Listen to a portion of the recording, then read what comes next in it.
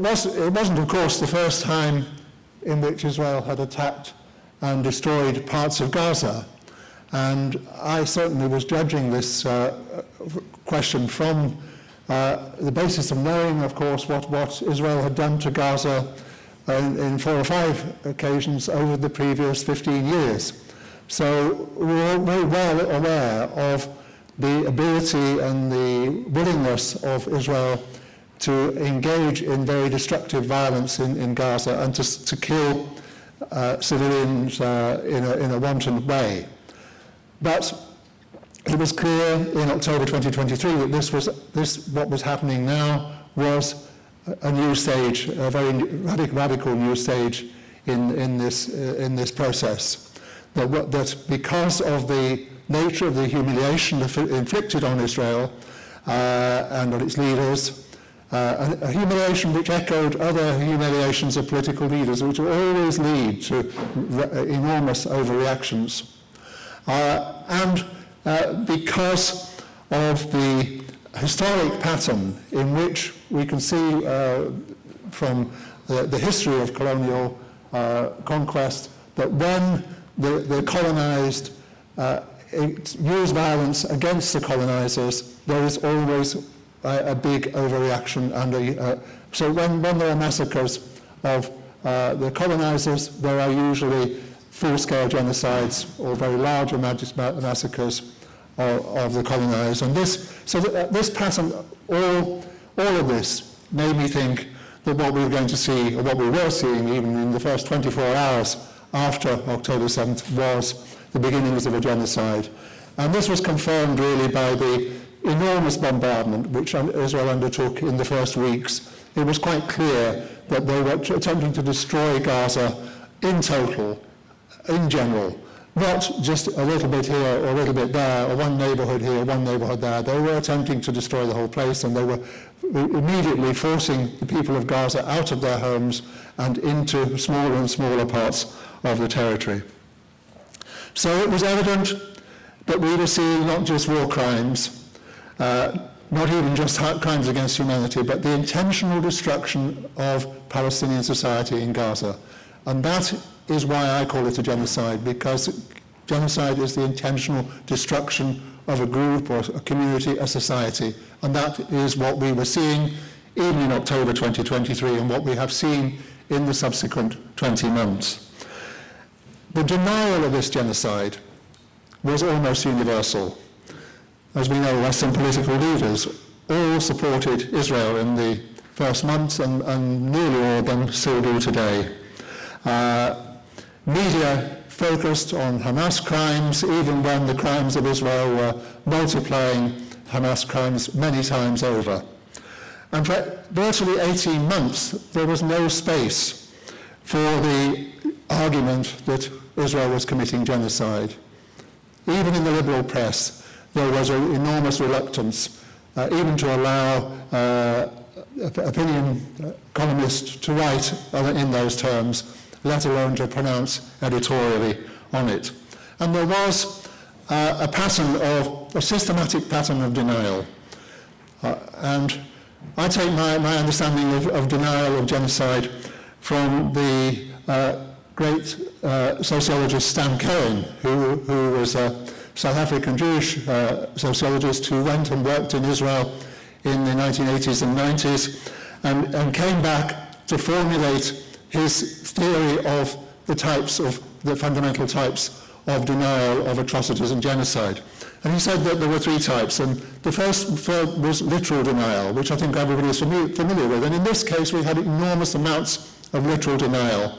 The Western media were denying time after time that the types of atrocity which were being reported by citizen journalists were actually occurring. But more than that, we had what Stan Cohen calls interpretive denial, where the events are twisted out of shape. And of course, there were 2 main frames, really, for this denial. One was the frame of anti-Semitism, the argument that if anyone makes a fundamental accusation against Israel, it must be the product of anti-Semitism. And that argument held enormous sway in the first year or so of this genocide. And of course it had been prepared by 2 decades of, or even more in fact, but particularly in the previous 2 decades, with the concentration of Israel and pro-Israeli advocates on forming this idea that anti-Semitism was the fundamental evil, the fundamental form of racism, not even really a form of racism, worse than racism, and that any criticism of Israel was equivalent to anti-Semitism. Anti-Zionism and anti-Semitism were the same thing. And we had the IHRA definition of anti-Semitism, which was spread throughout Western institutions and adopted almost universally by governments, universities, and all sorts of organizations. The second frame, though, was the frame of war, the idea that somehow, if Israel was fighting a war against Hamas, it could not be committing a genocide. Although it was obvious, I think, to anybody who looked at what was happening to the civilian population in Gaza, that what was happening was a genocide perpetrated in the guise of war, through the methods of war. Every 2,000-pound bomb that dropped on a neighborhood in Gaza didn't just destroy maybe 1 or 2 Hamas militants, it destroyed, killed dozens, scores, maybe even hundreds of Palestinian civilians. So it was clear that Israel was using its war to destroy Gaza as a society, as a home for 2 million Palestinians. And there was, in the way in which this war was understood in Western media, especially, and by Western politicians, there was what Francesco Albanese calls humanitarian camouflage, the idea that the laws of war in some way were being used by Israel for reasons opposite to their original purpose. So, what kind of genocide is this in Gaza? I think back, because, I mean, obviously this isn't the total mass murder of every single person in Gaza. It isn't, so far, the expulsion from the territory, well, that's clearly what Israeli leaders would like to do, and that is what Trump has joined them in. But so far it has really been the crippling of Gazan society and the crippling of the people who live within it. That seems to me to be what it amounts to. And I think in terms of the founder of the idea of genocide, Raphael Lemkin, who talked about genocide as either the destruction or the crippling of a society. And the way in which he talked about genocide that the Nazis committed in the 1940s has very much echoes in the genocide that we see today in Gaza. So Lemkin talked about the extreme weakening of the conditions of life so that, quote, a daily fight literally for bread and for physical survival would handicap thinking in both general and national terms. So he was linking really the way in which the physical conditions of the people were diminished to the point of virtually nothing, and when they were fighting for bread and being shot down when they were getting it, with the crippling of the idea of the possibility of a national movement and national solutions to their problems. And this seems to me to very much be echoed in what we see today. The genocide that we see today is being committed not just by the Israeli state and the Israeli army. It seems to me there is a larger perpetrator block. This seems to be a useful idea to think about the perpetrators and the way they are linked together, because it isn't just these most obvious core actors. In some ways, this is what we could call a democratic genocide, carried out with the active contributions of the Israeli Jewish population in arms, of Israeli right-wing activists who have stood at the borders of Gaza and tried to block even the little bits of aid which the Israeli state has been prepared to allow through at times. And it's a genocide which has been supported ideologically and practically by a very large segment of Israeli society, by the political opposition, by most of the media, and by the vast majority of public opinion. So in this sense, it is, I've called it a democratic genocide. Israel isn't by any means a perfect democracy, even for Jews, but nevertheless, I think you get what I mean there. The other thing about it is that it's an international genocide. It's being carried out with the essential support of the United States, which of course now is in a direct partnership under Trump with Netanyahu to complete the genocide with the project of forcible removal of the whole population from the territory, although we don't know yet whether they will be able to achieve that or how. And this is an international genocide also in the sense that there has been the active support of most of the rest of the West. The state and civil society and media in most Western countries most of the time, including, of course, particularly in the United Kingdom. And I'll come back to this in a moment. But I also want to talk about the consequences of Gaza. I gave the title for this talk of the genocide which changed the world. And I did that because studying genocides in general and more comparatively, I'm very well aware that unfortunately many genocides, if you think of in places like Myanmar or Sudan or Ethiopia, these do not change the world. They change for the worse the lives of hundreds of thousands or millions of people, but they don't change the world, they don't change the international politics. But this genocide in Gaza is changing the world and has changed the world. And I think this is in a number of important ways. First, in the rest of Palestine, it has led to a rapid acceleration of what has been called the slow-motion genocide that has been happening through terror, through expulsions, through expropriation over many decades. And what we have seen in the last year or so in the West Bank in particular is the use of the same methods that are being used in Gaza in local areas of the West Bank to destroy Palestinian society in particular localities, in particular towns and villages and refugee camps. So we think of Jabalia and what has been done to that in Gaza, but what has been done to Jenin is not that different in a sense. It is fundamentally the same process. And what this genocide has also done, therefore, is to reveal the underlying structure of genocide in Palestine, the way in which the project of a Jewish state has led over a century, and particularly since 1948, to a structure of which is included and been focused on the systematic, if often gradual, removal of the Palestinians from their homeland.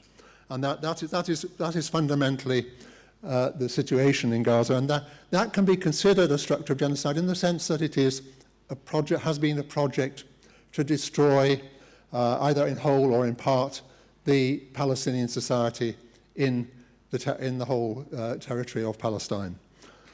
And this is something which it was taboo to talk about in general, in politics, in intellectual life, and including in the field of genocide studies until very recently. I think what Israel has done in Gaza has broken that taboo. We can now talk about the underlying genocidal dynamics in Palestine in the long term.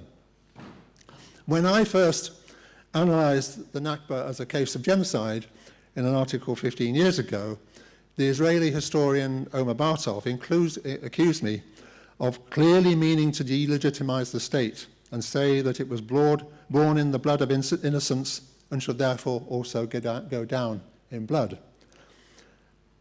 Of course, that wasn't what I meant.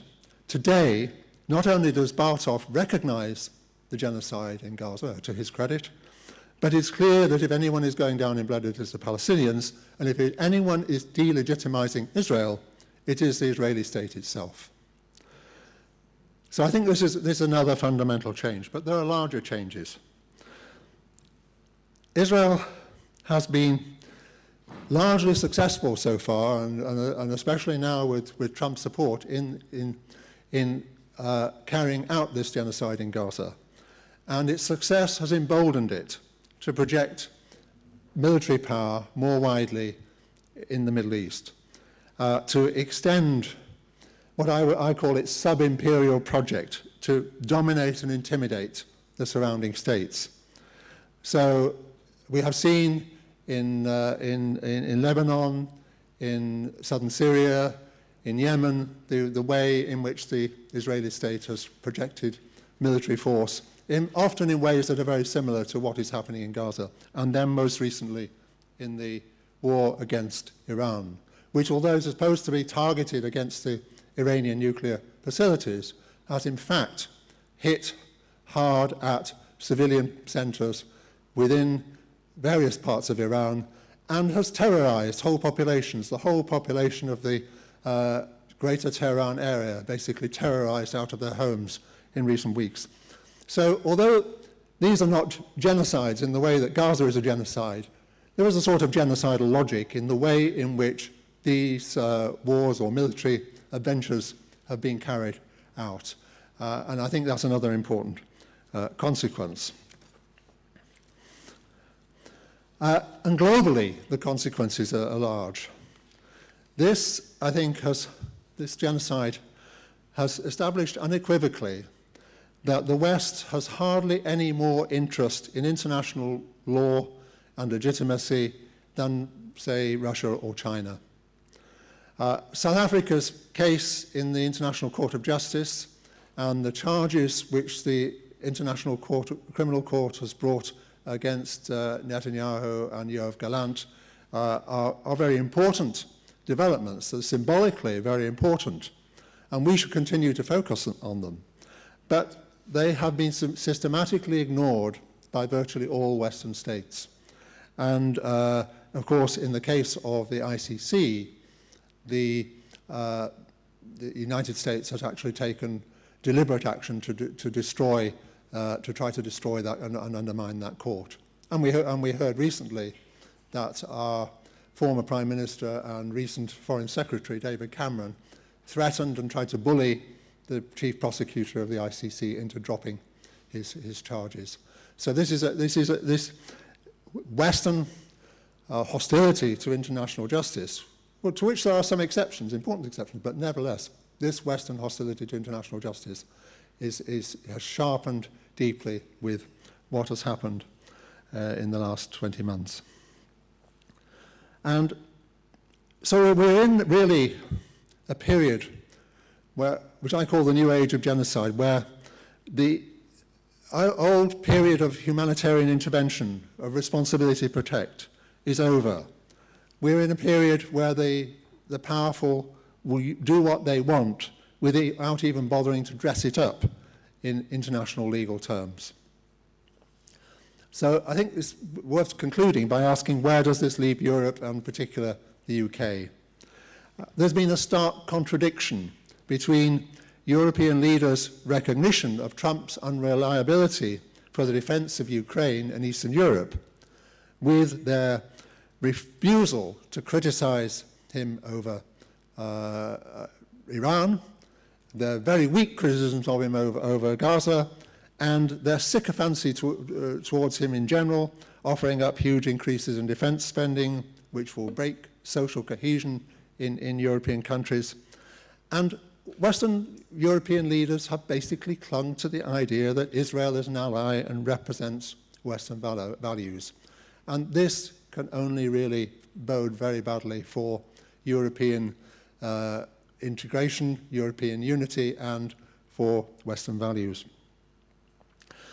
The United Kingdom is particularly emblematic of this contradiction. We have a government led by lawyers with an apparently activist Attorney General, and they all know that the Iran war was illegal. They all know that Gaza is a cesspit of war crimes and crimes against humanity, and I think they all know really that on any rigorous accounting, it is a genocide. But of course, they still regard Israel as a fundamental ally. They continue to offer it military and political support, even as they make token criticisms of its most recent atrocities. And nothing really fundamental has changed there. What has changed, I think, and what those token criticisms represent, is a growing disillusion in the wider society with what we have been fed over the last 20 months in support of Israel's activities in Gaza. So I think the environment is changing. I think the anti-Semitism has lost some of its efficacy. It's very difficult to believe that Jewish civilians in Britain or students in British universities are the main victims when we see tens of thousands of people being murdered, we see tens of thousands of children mutilated and bereaved. We see all these atrocities day after day. And people, I think, have rejected some of these ideas, and they no longer have the pull. Public opinion is changing. Apparently, almost half the population, according to a recent poll, believe that Gaza is a genocide. Few people want the kind of wars that the UK government is apparently prepared to tolerate from the Americans and the Israelis, and young people are very strongly pro-Palestinian. So these things are changing, and that we can, I think, we can use these changes in public opinion to swing some of the arguments about Palestine. And we have in the immediate future this question of the ban on Palestine action. And I think this could fail in the same way. It could be seen as overreaction, in the same way that the attempt to smear the Palestine Solidarity Campaign marches was, I think, generally unsuccessful in the first few months of the genocide. So we have a shift. I don't think we should overestimate it, because one thing I notice is that there are media which now start to talk about Gaza in genocidal terms, in terms of a genocide. But they don't follow through. They don't actually say what you would expect them to say editorially. If you are recognizing a genocide, then that needs to be stopped, something needs to be done. And they're not saying that mostly. And that's really a third layer of denial, which I take from Stan Cohen's framework. He has what he calls implicatory denial. So even where people recognize, as some of the center-left press in this country now recognizes, that genocidal events are happening in Gaza, maybe there is a genocide, nevertheless they don't follow through and say that the UK needs to stop its support of Israel, drop its alliance, it needs to pivot 180 degrees to support of the Palestinians. So, in conclusion, I would say there are opportunities for the Palestinian cause. To take them, I suppose we have to recognize this core contradiction between the way Israel is empowered in the short term, Israel appears to be successful, and the fact that under the surface and in the shifts in public opinion, Israel is being delegitimized, and its actions are becoming less and less supported by the people. I think in the long run, Gaza will be recognized as the fundamental genocide of our time, maybe as Rwanda was in the 1990s. But our challenge is to make a difference here and now for the civilian population who are suffering in Gaza and indeed in the rest of the Palestinian territories. And that, I hope, is one of the things we will discuss in the rest of this conference.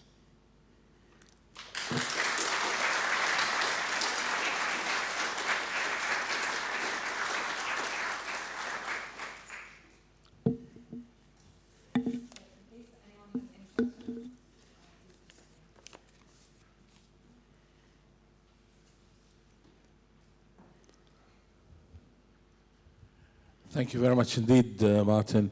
My question is, what possible definition is Keir Starmer using for genocide? Because every time he's asked whether there is a genocide, he claims it doesn't fit in with his definition. And I just struggle to see what it is. Well, shall I answer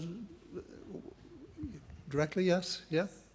Shall I? Yeah? Yeah. Okay. Well, I don't think Keir Starmer has expressed the definition clearly, has he? I mean, no, he,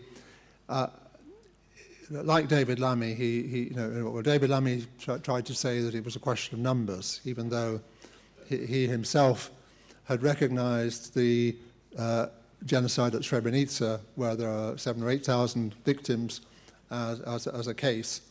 And he somehow seemed to suggest that what was happening in Gaza with tens of thousands of victims didn't fit. So I don't think I don't think that Starmer has offered even that sort of justification.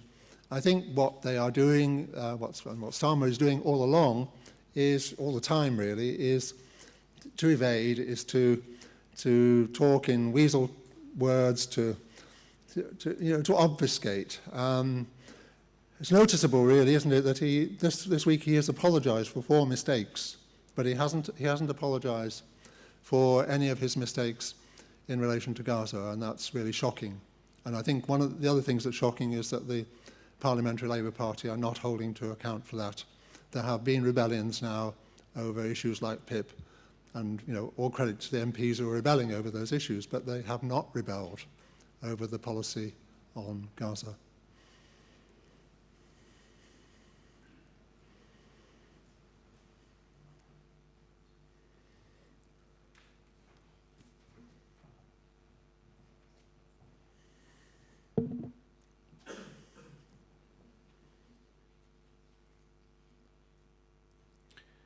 Hi, I'm from Alga TV. You mentioned the anti-national law being broken in Gaza, and especially the genocide is like a war crime. But I don't know, I covered many wars, but the veto is not more bigger and stronger than international law means. You don't think like whatever international laws say, when it comes to veto, mean nothing?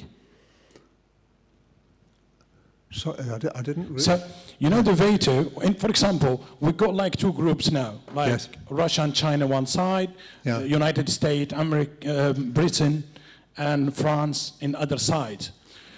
If you've been any nation, either Gaza or been victim of one of those, end of the day, going to be veto, because you see like ICC, International Criminal Court, they have like think against Netanyahu, but there's nothing being done because the power is in veto. So either the Washington, United States, they're using it, so Benjamin Netanyahu feel like safe. So you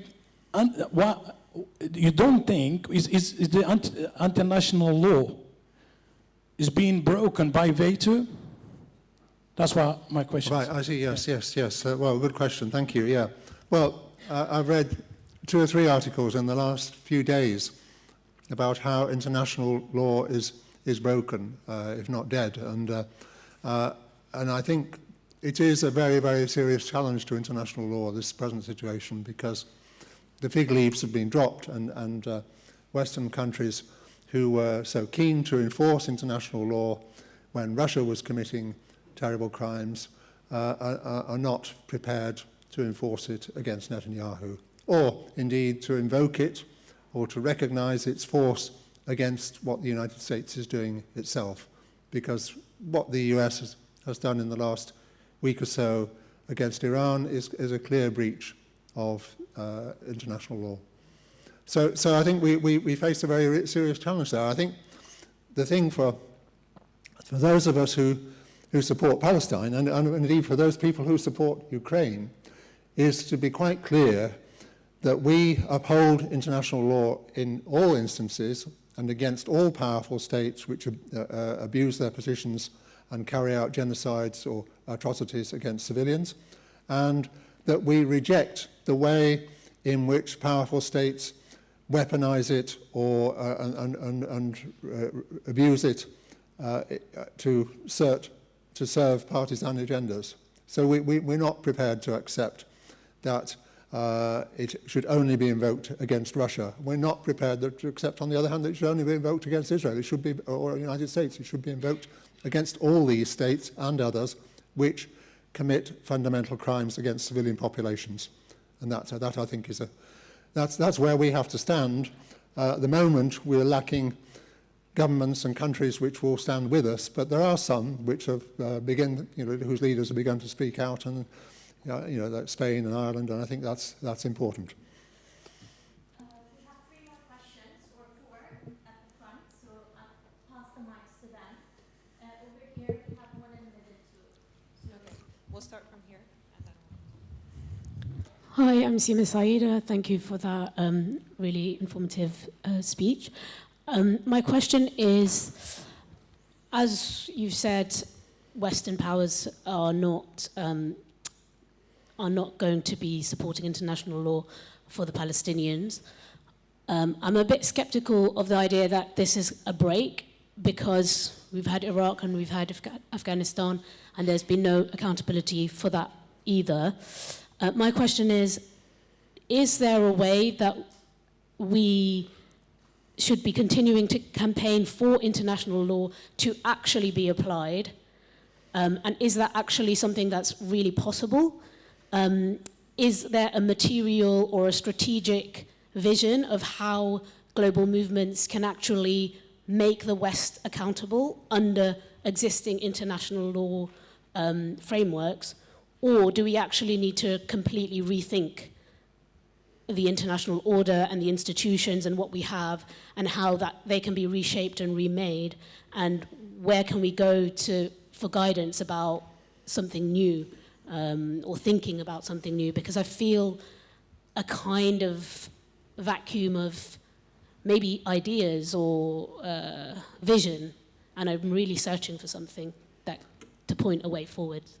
Thanks. Well, thank you. Some big questions there, and important questions. I mean, I agree that this isn't a total break with what has gone before. Where I think it is a break is that the blatant character of the rejection of international law by Western leaders, the complete dismissal of it by Trump, effectively. So I think international law is not, as it exists, is not perfect, but it has enabled important judgments, like the judgment of the ICJ about the illegality of the occupation, like the judgment that genocide is a highly plausible risk in Gaza. So these judgments have been made, and I think we have to take hold of those and do what we can with them. But I agree with you that there is a bigger challenge than that. That is not enough, and the challenge is really how to develop a global coalition of social movements and those states that are willing to sign up, governments that are willing to sign up, to try and impose some of that agenda against the will of the United States and major Western countries. I think in Europe and in Britain, part of our task is really to try and deepen the split between our countries and the US, the dominant US trajectory. Because I think there are lots of, the British state is clinging close to America at the moment, and Starmer is cozying up to Trump as far as he possibly can. But there isn't really the support for this in the society. I don't think this, and I think for some of the implications, return of nuclear weapons, things like this, I don't think there is the support. So we have somehow to build movements, not just around Palestine, but around other issues, and to link them together. I don't have a magic recipe, though, for how this should be done. I think that's something we're going to have to discuss collectively over the coming months and years. Thank you. Recognizing that the government, I'm staying with the UK, recognizing that the legislature is not doing its duty, the government is not doing its duty, public opinion, there is a chasm between the public opinion, at least I think, and the politicians and the political parties. And taking into account that the undoubted independence of the English judiciary, do you think there are room for taking legal action which can produce some results?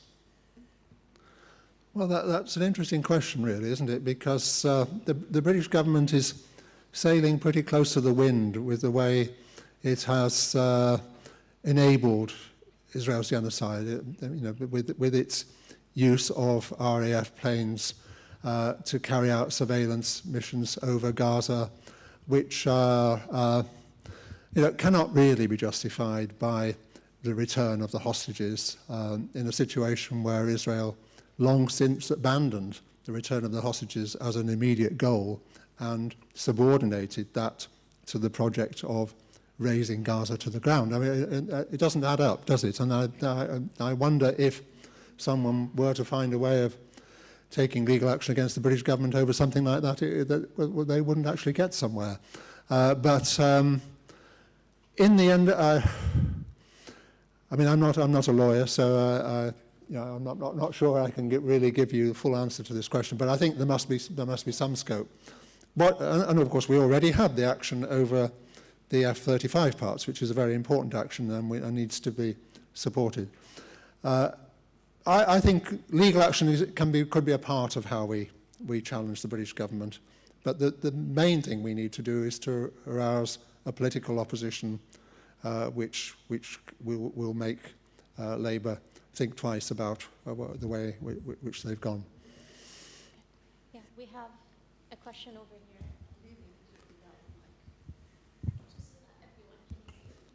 Just as in English law, there's a separation between the judiciary and the executive. I think when we're dealing with international law, we have to go beyond the political expediencies of governments. Clearly, European governments have an agenda which has nothing to do with justice or rights. So they'll never understand genocide and definitions. And I think it's very artificial for us to keep going round in circles as to whether Keir Starmer or Lammy or Trump or anybody understands what genocide means. We have to go beyond, we have to go outside this very narrow frame, go beyond these politicians and look at the law and the justice and the rights of a people who have been dispossessed, delegitimized, whereas the invader has been legitimized, and we are all very sensitive about Jewish sensitivities, but we are not sensitive about the suffering of the Palestinians for the last 80 years or so. And I think the narrative needs to change so that people need to focus that this is a nation which has been dispossessed and it has inalienable rights. Whether it comes through the international courts or the international community, the narrative has to change, and we need to go beyond October the 7th, because that has absolutely nothing to do with it, or Hamas. And Hamas, of course, whoever they may be, they are, of course, victims of this entire project which the British colonialism started. I think to see the application of international law, you have to get away from the politicians, because they're only interested in corporate finance and corporate profits, and they are part of the conspiracy. And I think until we recognize that, we will be like the insect going around in the sack of rice or something. Really, we need to broaden our minds and look way beyond this into the overarching rights of a people who have lost their nation and their country.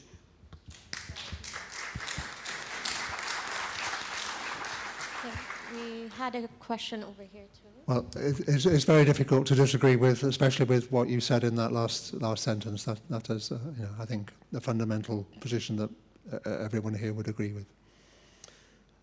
Thank you very much for your presentation. In it, you were talking about international actors, international genocide, and you covered the US and the West.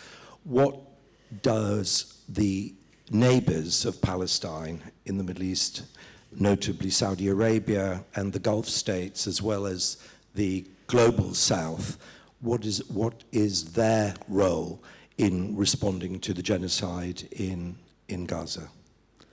Well, I think that is a good question. I suppose it is something I could have gone into.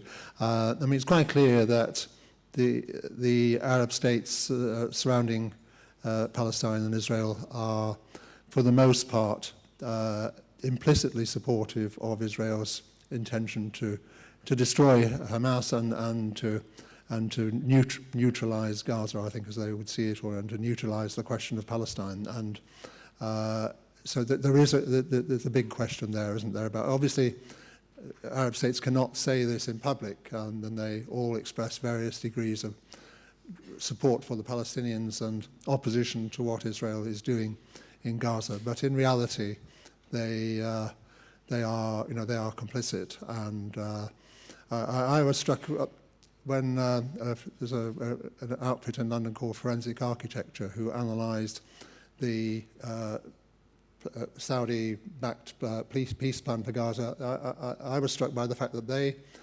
observed that this plan incorporated the military corridors which Israel had established in Gaza. That was part of the plan that they were putting forward. So we have both long-term and very immediate complicity, I think. And I mean, the question about the global south in general is a somewhat different one. But I think it's true that there are a lot of states which have expressed support and sympathy for the Palestinians and opposition in principle to what Israel is doing without doing anything very practical to support the people of Gaza. And that's another form of complicity. And I think that's where we are in a way with the some of the left in Britain and other Western countries today, where there has been this shift in opinion in the last few months, and but still not really coming to hard points about how the thing can be shifted.